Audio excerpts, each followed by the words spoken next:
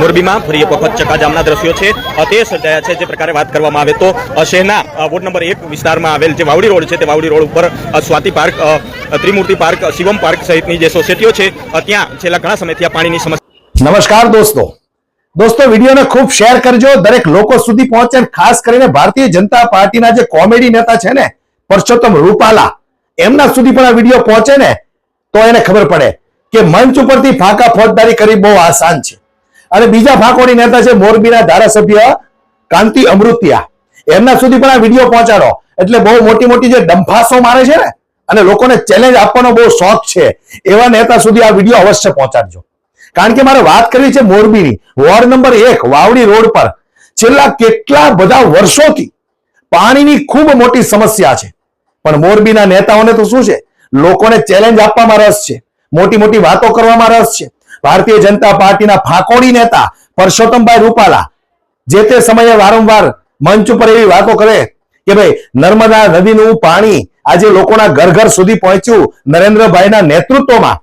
લોકો ઘરે નળ ખોલે એટલે નર્મદા નદીની પ્રસાદી આવે।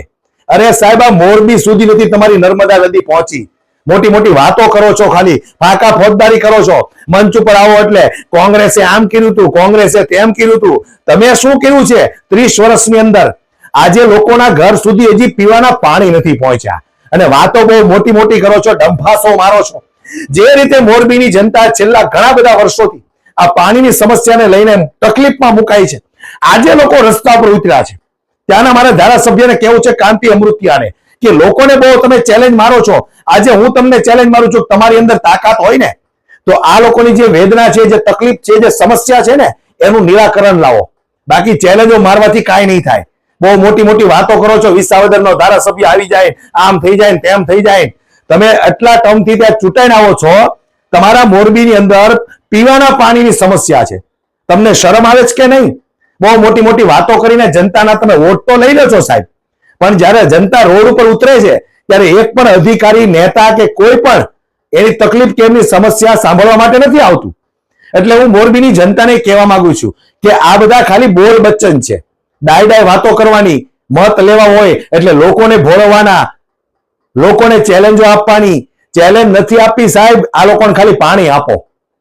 પરસોત્તમ રૂપાલાને મારે કહેવું છે કે જે અત્યાર સુધી ડંફાસો મારી મારીને ગુજરાતની જનતાને જે તમે લોકોએ મૂર્ખ બનાવી છે ને એ જનતા આજે તમને વોટ આપે છે ને એમાંના મોટા ભાગના લોકો અત્યારે પછતાય છે કે હવે આ કમળને ઉખાડીને ફેંકી દો। એ તો તમારા અંધભક્તો જે છે ને એના હિસાબે તમે લોકો ચૂંટણી જીતો છો, બાકી જનતાને હવે ભારતીય જનતા પાર્ટીમાં કોઈ રસ નથી। અને અમથો સાહેબ ક્યાંથી રસ હોય? દર વખતે લોકોને સમસ્યા માટે રોડ ઉપર ઉતરવાનું, ધરણા પ્રદર્શન કરવાના, રેલીઓ કરવાની, આંદોલનો કરવાના, ક્યાં સુધી માણસ સહન કરે?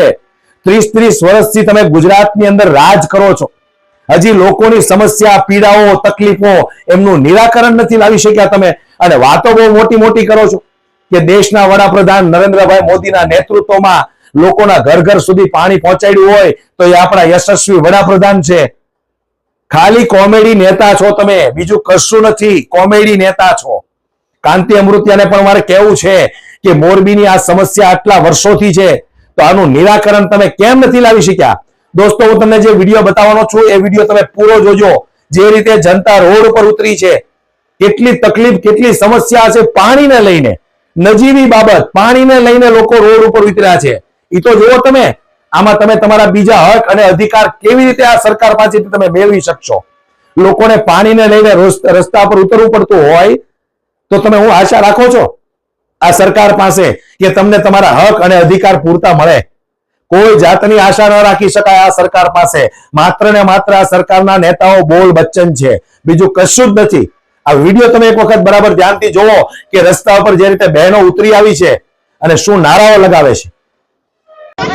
મોરબીમાં ફરી એક વખત ચકાજામના દ્રશ્યો છે તે સર્જાયા છે। જે પ્રકારે વાત કરવામાં આવે તો શહેરના વોર્ડ નંબર 1 વિસ્તારમાં આવેલ જે વાવડી રોડ છે તે વાવડી રોડ ઉપર Swati park, Trimurti park, Shivam park સહિતની જે સોસાયટીઓ છે ત્યાં છેલ્લા ઘણા સમયથી આ પાણીની સમસ્યા છે તે જોવા મળતી હતી। અને આ પાણીની સમસ્યાને લઈને હાલ લોકો છે તે રસ્તા ઉપર આવ્યા છે અને ચક્કાજામ છે તે ચક્કાજામ કર્યા છે. વારંવાર રજૂઆત છે તે કરવામાં આવતી હોય છે, પરંતુ આ રજૂઆતને જે લોકો જે અધિકારીઓ છે અને પદાધિકારીઓ છે તેમના દ્વારા યોગ્ય નિકાલ છે તે નથી કરવામાં આવ્યો. તેના જ કારણે હવે આ જે ત્રસ્ત થયેલા લોકો છે, પાણી માટે વલખા મારતા જે લોકો છે તે અત્યારે શહેરના જે પંચાસર ચોકડી છે ત્યાં આવી અને ચક્કાજામ છે તે ચક્કાજામ કરી રહ્યા છે.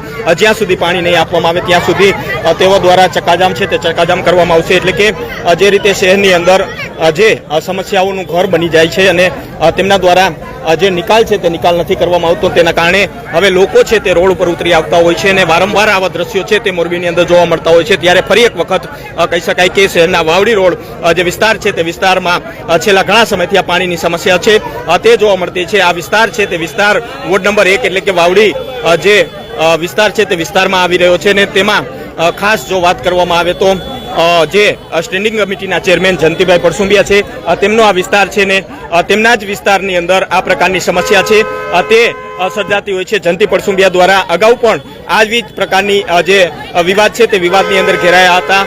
શહેરના વાવડી વિસ્તારમાં જે કહી શકાય કે લોકો છે તે રજૂઆત કરવામાં આવ્યા હતા, પરંતુ તેમની રજૂઆતને સાંભળવાના બદલે તમે એમ કહ્યું હતું કે મને મત નથી આપ્યા એટલે તમારી સમસ્યાઓ છે તે દૂર નહીં થાય, આવું નિવેદન છે તે જયંતિ પરસુંબિયા દ્વારા આપવામાં આવ્યું હતું ને તે વિડીયો છે તે સોશિયલ મીડિયામાં વાયરલ થયો હતો. ફરી એક વખત કહી શકાય કે સ્ટેન્ડિંગ કમિટીના ચેરમેન જે જયંતિભાઈ પરસુંબિયા છે તેમના વિસ્તારમાં આ પ્રકારની સમસ્યા છે તે જોવા મળી છે. લોકો દ્વારા વારંવાર રજૂઆત છે તે રજૂઆત કરવામાં આવી હતી, પરંતુ આ રજૂઆતનું યોગ્ય નિકાલ છે તે હજુ સુધી કરવામાં નથી આવ્યો અને તેના કારણે હવે લોકો છે તે રોડ ઉપર અત્યારે ઉતરી આવ્યા છે અને તેમના દ્વારા ચક્કાજામ છે તે ચક્કાજામ કરવામાં આવ્યું છે. ચક્કાજામના કારણે જે બંને તરફ રોડની જે સાઈડ છે ત્યાં અત્યારે લાંબો ટ્રાફિક જામ છે તે સર્જાઈ ગયો છે. બીજી તરફ જો વાત કરવામાં આવે તો હાલ જે પોલીસ છે તે પોલીસ પણ પહોંચી છે, કારણ કે જે કાયદો અને વ્યવસ્થા છે તે ક્યાંક ને ક્યાંક બગડે નહીં તેને ખાસ ધ્યાન રાખવામાં આવે. તેના કારણે અત્યારે જે પોલીસના જવાનો છે તે પણ પહોંચ્યા છે, પરંતુ જે પ્રકારે વાત કરવામાં આવે તો વારંવાર આ જે સ્થાનિકો છે તે સ્થાનિકો દ્વારા રજૂઆત કરવામાં આવી હતી, પરંતુ તેમની રજૂઆતને હજુ સુધી કોઈ નિકાલ ન કરાતા આખરે જે સ્થાનિકો છે તે વિફર્યા છે અને અત્યારે પંચાસર ચોકડી પાસે ચક્કાજામ છે તે ચક્કાજામ કરી અને વિરોધ છે તે વિરોધ નોંધાવી આવી રહ્યો છે.